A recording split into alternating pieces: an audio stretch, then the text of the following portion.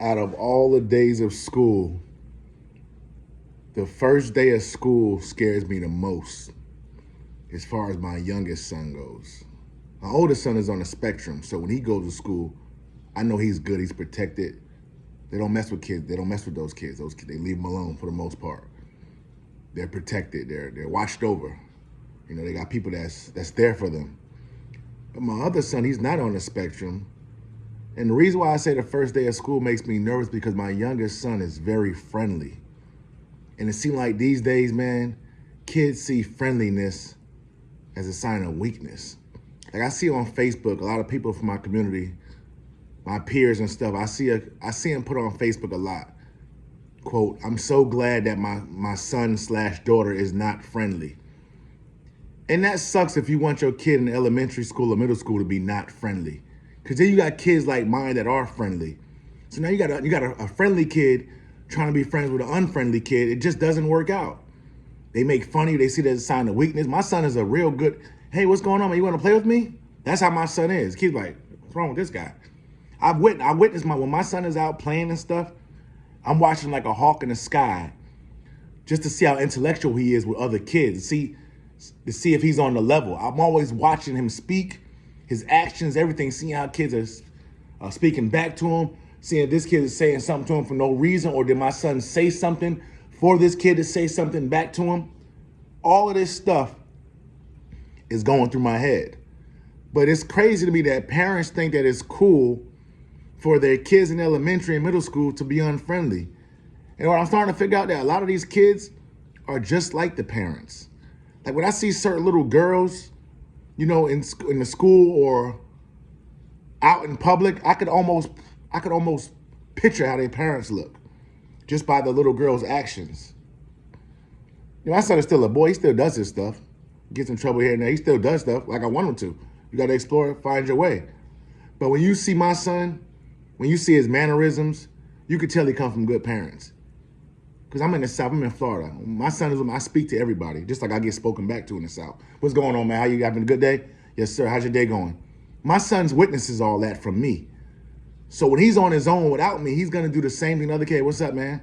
He speak to adults and everything. People know my son has very good mannerism. Matter of fact, he would speak to you first.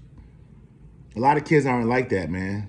So that first day of school for me, I'm always at work wondering, what is my son doing? Is he holding his own? Because he's a friendly kid, but he's willing to fight too. He's not, you know, you got a lot of friendly kids that just pushovers and timid. He's friendly and he's ready to defend himself.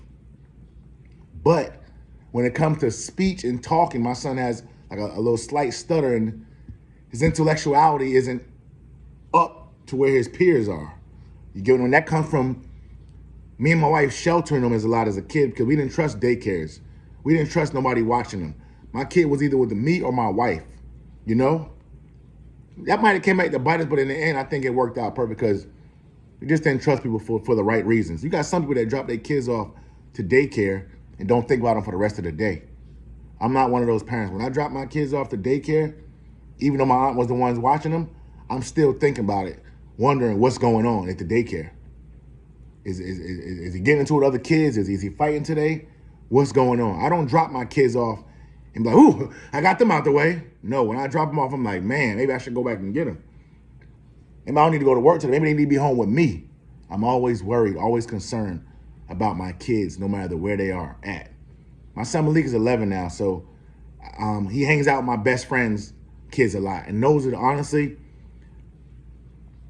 my two best friends are brothers. They're brothers, Willie and Avery. They're brothers. That's the only time I feel safe with my kid is when they're with them.